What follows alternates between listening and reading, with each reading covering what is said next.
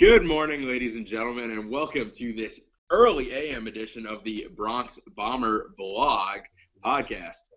Alongside my co-host, the creator and CEO of the BBB, Chad Raines, I'm Matt Cote, and we have our technical analyst, Brian Peng, in studio. We call him Bread. He won't be talking today, though, so, it's a win for all you listeners. Chad, what's going on, my man? How's your morning going? It's pretty good. I just got out of class. Just hanging out right now. I'm about to go back up in the next hour, though. So that sounds crappy. If it makes you feel any better, I have to be to work in about an hour and a half, and I am not looking forward to that. I'm in the same boat, brother. All right. Well, today is Friday, and I went by my stove this morning, and it was quite hot, which means the hot stove season is among us.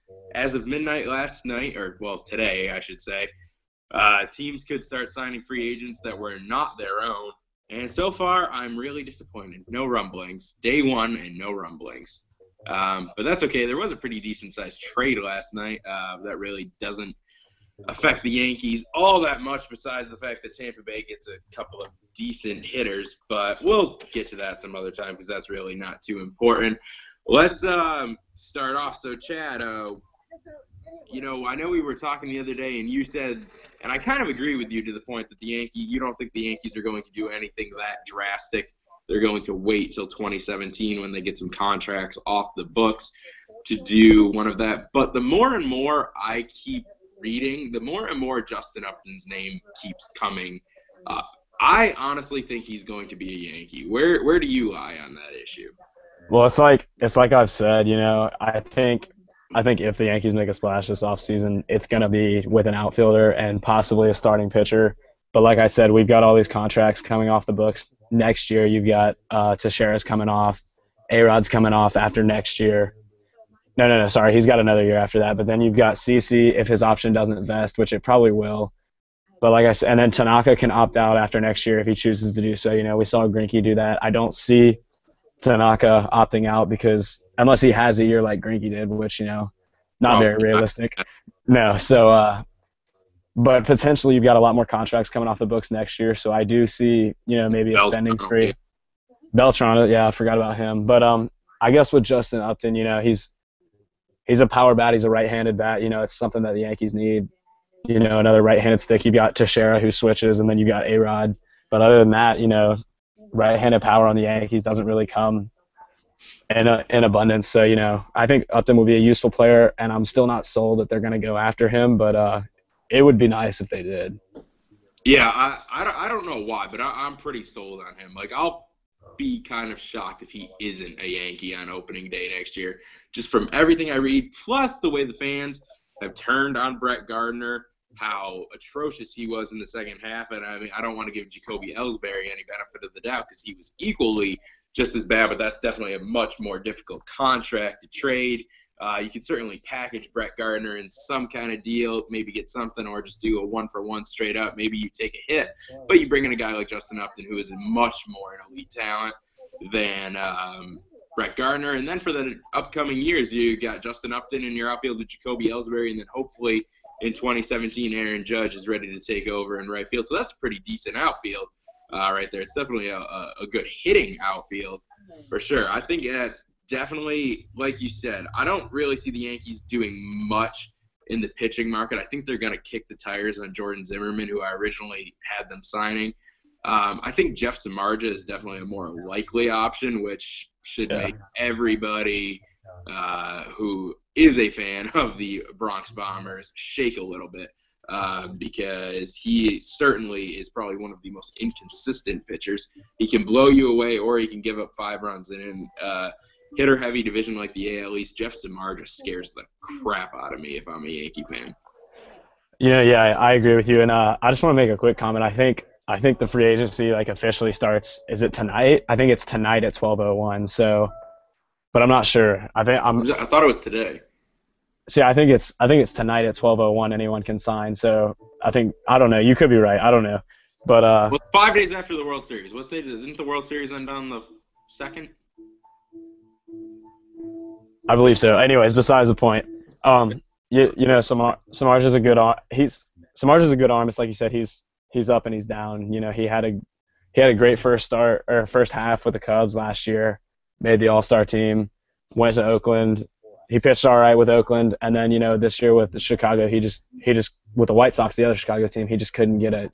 He just couldn't find his rhythm, and he's coming into a contract year. You want to pitch as well as you can to get a big contract. So he did not pitch well enough this year to get 80+ million. So if you bring him in for maybe in that 40 to 50 range, it's a lot of money. And if I'm a Yankee fan, I don't want to make that investment on a guy like Jeff Samardzija. I'd rather, I don't know, maybe cut your losses with like a Brett Anderson or someone of that nature who, not as high caliber, but possibly more consistent. I think Brett Anderson is just as consistent as Jeff Samardzija. He's not gonna blow you away, but a guy like him would be a good ad for the Yankees. Yeah, and the Yankees have always seemed to have that one brilliant lefty. They had Andy Pettitte for all those years, and I think most rotations you need a solid left-handed pitcher. He doesn't need to be Sandy Koufax, but at least somebody serviceable to split up the righty matchup. Because that's what the Yankees have a lot of right now. Masahiro Tanaka, Michael Pineda, Ivan Nova, Luis Severino, all right-handed. Am I forgetting any starters? Oh, CeCe's left-handed, but and then Nathan Eovaldi, right-handed. Nathan Eovaldi's right-handed, yeah. And then when Adam Warren's starting. What's up? And then when Adam Warren's starting, you got another right-handed. So another right-hander. So yeah, I mean Brett Anderson's a nice option. Getting back to Samardzija momentarily, Fangraphs' Dave Cameron did his top 50 free agent prediction. He actually does have Samardzija signing with the Yankees, but the deal is 5 years, $75 million, which I just think is a gross overpay. But honestly, that's where we're trending. Contracts are just going up and up and up. I mean, Jason Hayward is projected to get a $200 million deal. And I know that's due to some of his age, but if you're telling me Jason Hayward is a $200 million player, please show yourself the door. I mean, it is absolutely ridiculous the amount of money that these guys are getting. But a $20 million player isn't what it used to be. So to get a guy like Jeff Samardzija, you might have to be around that range. Maybe you can get him for 70, 65, maybe if he wants to pitch in New York. Or if he has a preference, you might be able to get a little bit of a discount. But if I'm Jeff Samardzija, I might think about doing a short, 1 or 2 year deal and reestablishing value and hitting the market next season. I really haven't gone over 2016 free agents too much, which is why, I'm kind of hoping the Yankees sign up. I should say hoping, but for the sake of the team, Upton would be a good signing because I have no idea the power bats on the market next year, nor the pitching market. But if you do want to get pitching, this is probably the market to do it. You have 4 legitimate number ones, and there's a ton of guys out there for trade. Sonny Gray, Matt Harvey, Carlos Carrasco. Our own Scott Landry wrote an article about some Yankee trade possibilities. Tyson Ross, I think, was another guy he had in there.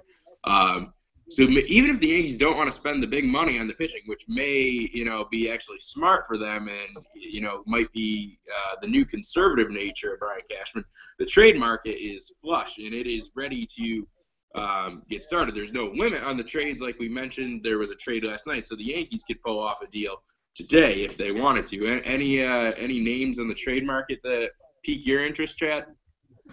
Well, first off, I'm going to make a comment on the contracts inflating. I agree with you. These guys are vastly overpaid, but it's just the trend in baseball.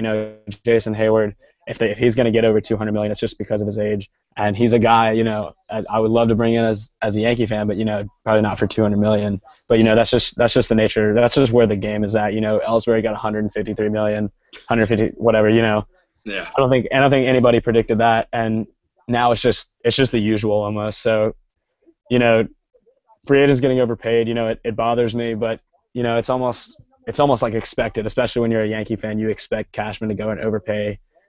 So. I don't know how I'm going to feel if Samardzija gets signed for over $50 million, but, we'll just see what happens. As far as the trade market, Carlos Carrasco is a guy. He's got a big arm. He's going to, I don't know, he's kind of like what you see, what you get kind of guy. He's not going to be an ace, but, he's a solid number 2. I think, he's really come a long way, as Scott mentioned in that article. And then, Sonny Gray, obviously probably not realistic to bring him in, but he's another guy. in my opinion, he's one of the top 10 pitchers in the league, just with his age and with his stuff. And you can bring him in and keep him under control until I think 2020. So, you've got four more years of him if you bring him in this offseason. And Billy Beane has not shied away from trading away his superstars. So I don't think it's unrealistic, but I wouldn't expect Sonny Gray to come and be a Yankee, but you never know. Peter Gammons did report yesterday that Beane said that Sonny Gray and Josh Reddick are more likely than not available this offseason. The fact that Josh Reddick was lumped in with Sonny Gray just kind of boggles my mind. But, he also said the same ththing about Josh Donaldson last year and then, dealt him to Toronto. I think the situations are a little bit different. Because there's not really a point in dealing Sonny Gray right now. Yes, his value is higher than it'll ever be. But even if you wait until July or next offseason, you still have a lot of team control. So that's why I don't think Sonny Gray gets dealt. But obviously he's every team's, wish list if they could pull off that blockbuster. Absolutely. And, it's like you said, Billy Beane says he's not going to trade Sonny Gray, but, I don't think many expected him to trade Josh Donaldson either. So, like I said, if it's easy for Billy Beane to say, I'm not trading Sonny Gray now, but I think if he got an offer that blew him away, and you don't really know what kind of offer blows Billy Beane away because I don't know, he traded Josh Donaldson. I don't even remember who was in that deal, but Brett Lawrie, Lawrie, Kendall Graveman, I think Jesse Hahn was in. Okay, exactly. So, I don't think it's going to take as much as people think to get Sonny Gray just because it is Billy Beane. And I don't know. I think he tries to salvage prospects and people that he thinks are very good and aren't as good as he thinks. So, you never know. Like I said, he might get an offer that blows him away and deal Sonny Gray. Or like you said, maybe next June or July, send him out. So, you never know. Yeah. A couple other names that intrigue me. I like Carrasco a lot too, but his teammate Danny Salazar is a guy that I've been enamored with for a while. Somebody I'd probably overpay for just because I think he's going to be better than he is. And I like what you said about Carrasco. You're right. He's not an ace right now. He's a good number 2. But this is a guy who I think could develop into an ace along with a guy like Danny Salazar. Another name, a name that Scott mentioned, was Tyson Ross. To me, Tyson Ross is really, really interesting because he actually had better numbers away from Petco last year than he did at home. And he didn't have bad numbers at Petco by any means. But that's definitely something that you like to see just because Petco's a pitcher's ballpark. So it's not just the being in this, massive stadium that is helping him out. His strikeout numbers have gone up increasingly every year. He had over 200. I think he had 212, 211 this year. And then there's always the possibility, especially with Tyson Ross, that you could maybe irk away Craig Kimbrel from the Padres. I know, the Yankees were in on him at the deadline. There's a deal involving Jed Jerko, Julio Mateo. It just ended up falling through for the Yankees, but that's definitely, I think, an option they may want to revisit this offseason. I'm sure a bunch of other teams are going to too. But to me, you bring in Tyson Ross and Craig Kimbrel, no matter what team you are, but especially if you're the Yankees, and you put Craig Kimbrel in a bullpen with Dellin Betances and Andrew Miller, that's a short baseball game. That's a 6-inning game, and you win. And And you said it with Tyson Ross. He's a guy who I'm really high on as well. He pitched better away from Petco, which is a massive ballpark, a pitcher's ballpark. That's a pitcher's best friend right there. Mm-hmm. And he's a ground ball pitcher, so he's not gonna give up a lot of home runs in Yankee Stadium. That's not something I'm worried about with him if you bring him in. And Rick Porcello was a ground ball pitcher too. Good point. As a Red Sox fan, that's a terrible contract for now. I mean, you never know. Like I said. I appreciate that. But as far as Craig Kimbrel, I mentioned him on the last podcast. He is a guy who I would absolutely love to bring in. It's like I said, this is exactly what I said on the last one. You don't need Craig Kimbrel, but if you can go get him, you'd be a fool to not go and get him and package Tyson Ross. Mm-hmm. And if you have to take Jed Gurko's contract, I guess, if that's what it takes, you maybe bring him in as well. But, Craig Kimbrel, you bring him in, you probably put him into the 9th inning just because He's been the National League's best closer for 4 of the past 5 seasons. Yeah, So, he would be my closer too. Like I said, Andrew Miller was the best reliever in the American League this year, but so it's hard to move him out of the 9th. But I think if you bring in Kimbrel, you move Miller to the 8th, Betances to the 7th. You can mix and match right there, and then you bring Kimbrel in for the 9th. Like you said, it's a 6-inning game.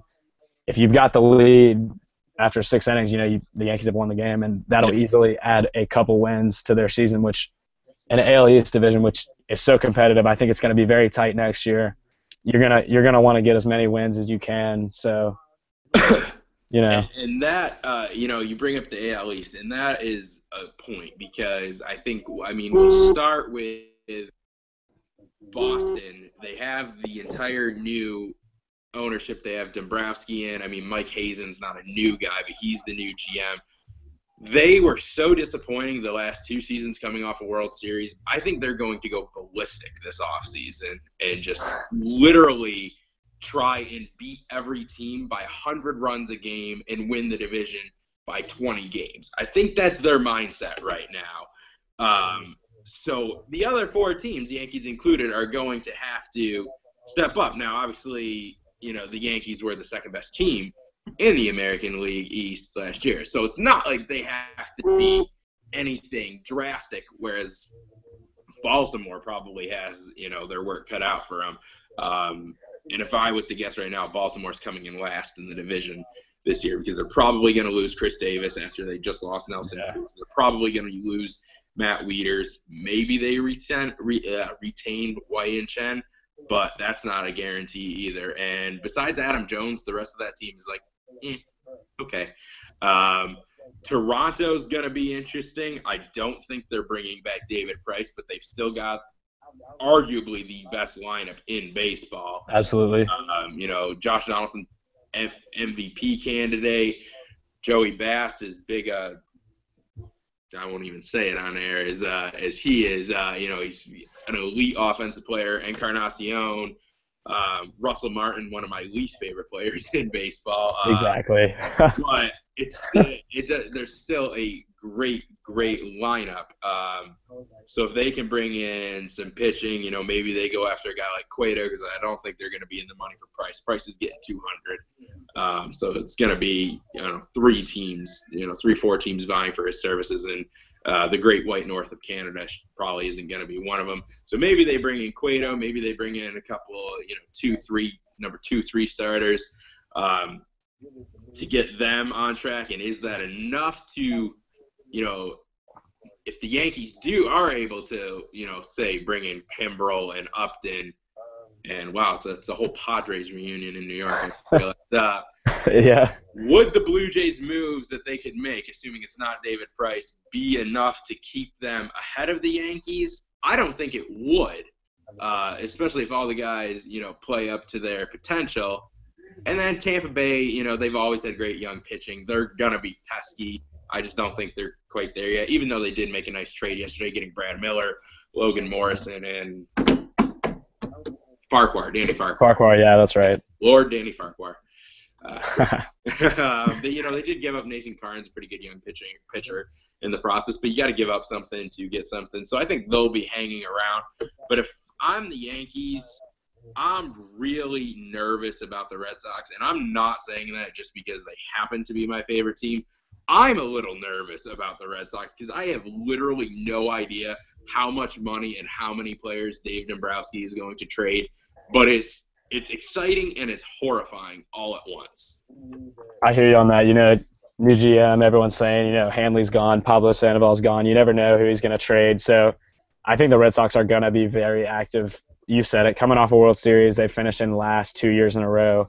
And, I personally was not expecting the Red Sox to finish in last place this year. I don't know if I was expecting them to be a World Series contender, but I wasn't expecting the Yankees to be a World Series contender either. And so baseball's a weird game. You can go from being the best in the league to being the worst in the league in a matter of one season. And even after all the Red Sox activity last year, I think they're going to bring out the big bucks again. I think it pains me to say it. I think they do sign David Price. He's either in my mind, he's either going to go to Boston or he's going to go possibly to the West Coast, maybe to the Dodgers, the Cubs, and not the Cubs aren't on the West Coast, but maybe a National League. I agree. Those are the only 3 teams I think he's going. So possibly, Cubs, Dodgers, Red Sox.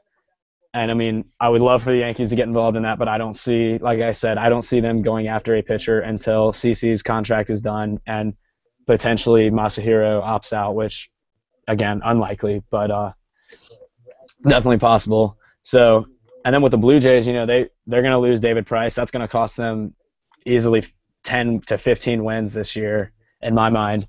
And so, they still got a good rotation. They're going to have Marcus Stroman, Estrada, I guess R.A. Dickey if he comes back.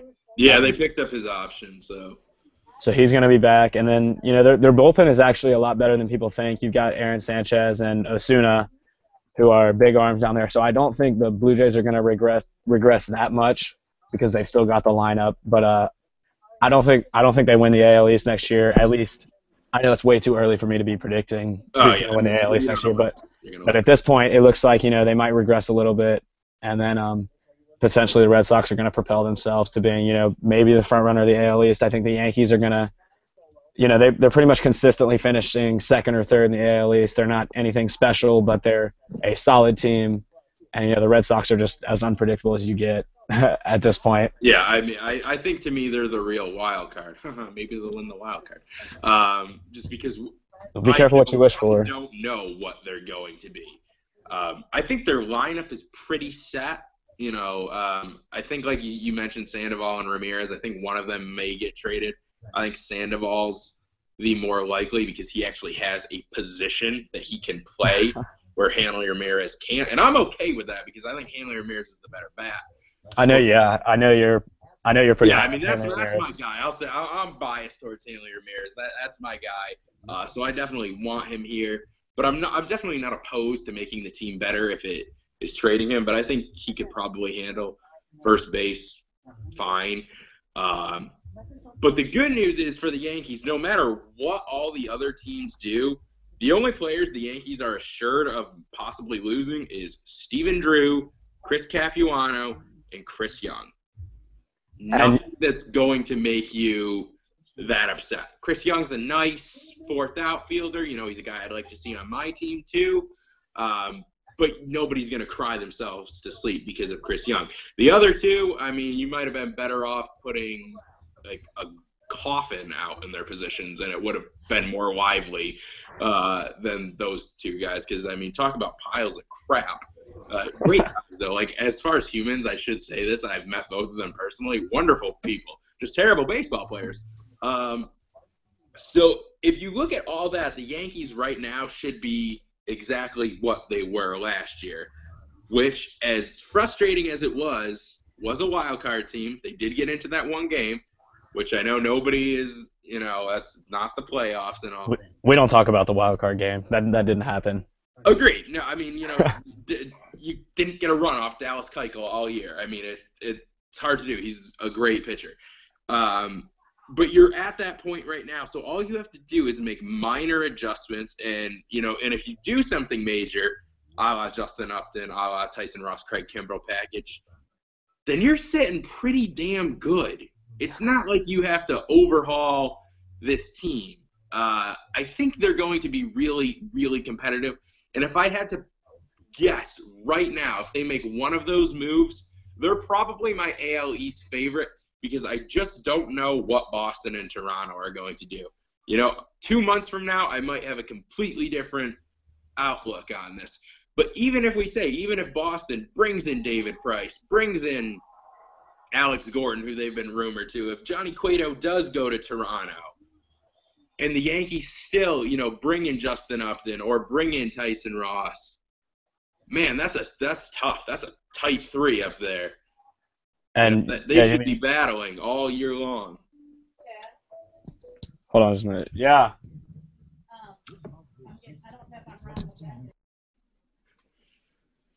We apologize for the delay. Okay. Love you. All right, sorry about that. Hey, it happens, man. Moms are real. Okay.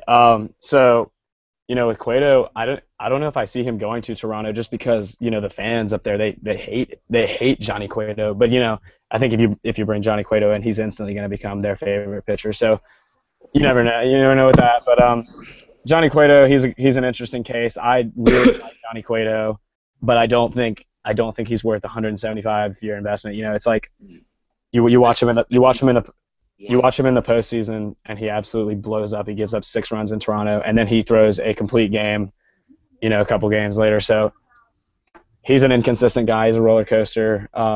He's probably, I don't know, but his elbow is what just scares me away from him. Is like that thing's hanging on a thread.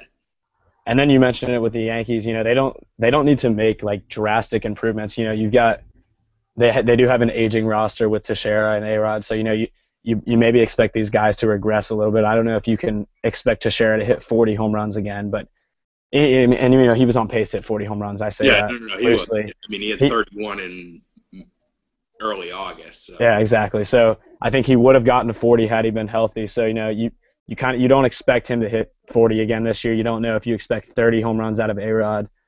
You would, as a Yankee fan, you love to see that. So the hope is that these guys, kind of sustain the success they enjoyed in 20. Then if they sustain their success they enjoyed, then like you said, they don't need to make drastic improvements. If you bring in Tyson Ross and Craig Kimbrel, and if you even bring in Justin Upton, that is a very good team, the very good Yankee team that you're bringing in 2016. Like you said, definitely going to compete in the AL East, potentially be the front runner. And like you said, with Boston, we could do another podcast in December and say, the Red Sox just signed David Price and they just revamped their roster. And now they're the definite front runner. But like you said, the Red Sox year by year basis, they're unpredictable. So yeah, I know. Tell me about it. It's been 23 years of unpredictability. And that's the thing. That's the thing about the Yankees is that even though they had that stretch where they made the postseason for 15, 20 years in a row, yeah. But even the past couple of years where they haven't made the playoffs, they've been a good team. They just couldn't get over the hump. And then this year, they finally figured it out and got to the postseason. We don't talk about the wild card game, but if you want to call the wild card game the postseason. That's a topic for another day, but I think that should be a 2 out of 3 series. Obviously I'm a little biased on that because the Yankees did lose the 1-game playoff, but that's a story for another day. Yeah, that's a tough one. I mean, it's like, hey, you did great. Bye. It's funny. My one of my teachers, he's a Pittsburgh Pirates fan. He came into class the day after. Well, he's from Pittsburgh. Day after. That makes a lot more sense. The day after the wild card game, he came into class, and the first thing he said was, "I found out a new way to conduct my class. I'm going to give you guys 162 grades, and the only one that counts is the last one." Exactly. And I thought that was pretty funny. That's a fantastic analogy, but that's true. Hey, good job being better than 28 other teams or 25 other teams for 162 games. Have a good one, because Dallas Keuchel is going to just blow you out of the water.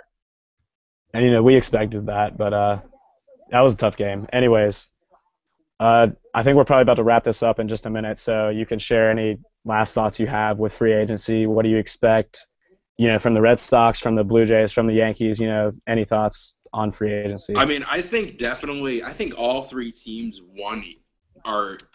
if any team is interested in a particular guy, I'll throw the Yankees out because we're a Yankees block, and they're interested in Justin Upton, I expect Toronto and Boston to just make almost like a fake offer just to drive the price up. I expect the Yankees to do the same with David Price in the Red Sox negotiation, the Red Sox to do the same to Toronto and whoever the heck they're going to be negotiating with. And, throw Baltimore and Tampa Bay in there too, because they're probably, you're always trying to get a leg up. And, yeah, maybe the Yankees do get Justin Upton, but instead of $140 million, maybe they have to end up paying $155. So that's a victory for kind of everybody, because the Yankees do get their elite player, their power bat, but the other teams are like, well, they now have $15 million less to spend, and we can go get our guy, whoever we want. So I think it's going, especially the 3 we mentioned, Boston, New York, Toronto. I think it's going to be fun just to see how much they get under each other's skin this offseason in, almost like a fake bidding. And yeah, that's how it always is. The Red Sox and Yankees, they're always classic bidding wars. We saw it with A-Rod. We even saw it with Yohan Moncada. The Yankees, the whole like April, May, everyone was like, Yohan Moncada's going to the Yankees, and then the Red Sox came out of nowhere and just kind of scooped him up. And that to me was one of the most frustrating things that happened this year with the Yankees. Is I was so looking forward to getting him, and then he had to go to the Red Sox. So yeah, I think he's going to be. I mean, it's the same thing with Carl Crawford a few years ago. I mean, the Yankees got the Red Sox to pay an extra $25 million on Carl Crawford, which thank the LA Dodgers for existing, for taking that off of their hands. Yeah, bailing them out. Yeah. And that Yohan Moncada deal is not a very great deal. It's essentially $60 million for a 19-year-old who's not even a sure thing. If he busts, then that's literally $60 million that they just threw in the trash, like in the dumpster. But I do think Yohan Moncada is a real deal. Ben Cherington for. That's the way we'll look at it. Yeah, exactly. But I do think Yohan Moncada is the real deal. But bidding wars with Toronto and Boston and New York, I think that's definitely going to happen with David Price, with Johnny Cueto. If Johnny Cueto ends up in the AL East, I personally don't think he ends up in the AL East. I think maybe he'll go to the Cubs or he'll go to the Dodgers. But I think he needs to go. I think going back to the NL is the best thing for him personally. Yeah, and Toronto's going to probably look for someone to replace David Price because just realistically, they're not going to bring Price back as much as they want to. Mm-hmm. They're probably going to have to go after someone to replace him because that's a big loss if you just lose David Price and then you don't do much about it. And so, I mean, that's pretty much all I have. All right. Well, glad we got to do this. Thanks to Brian the Bread Peng, who's been, I don't even know if he's actually listening, but our technical director in studio. Chad, I'm going to let you go back to school, and I should probably get ready to, do that thing that makes me be able to have a living. Exactly. Yeah, have fun with that, and it was a good talk, and I look forward to having another podcast with you in the next couple of weeks. Sounds good, my man. All right, Brad, you can take us offline. This has been the BBB Podcast.